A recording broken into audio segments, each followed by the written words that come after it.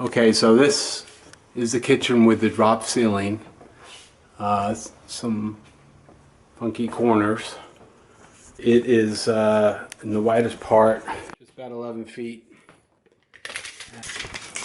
This measurement to here is 11 feet. It's about 11 by 11.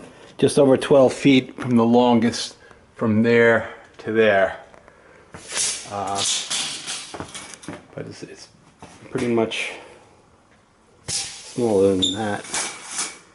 This has a drop ceiling. This has just tiles. Those are fake beams. So I don't know if we can spackle in there. I don't know if we should get a wider molding to cover it. Maybe that it's easier to get a molding in there.